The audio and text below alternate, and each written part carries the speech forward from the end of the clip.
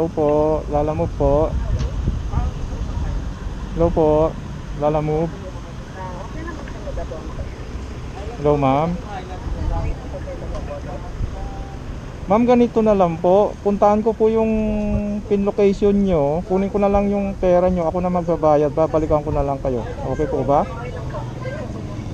Kasi ma'am, pasensya na po ma'am. Wala akong pangabuno. Kakalabas ko lang po.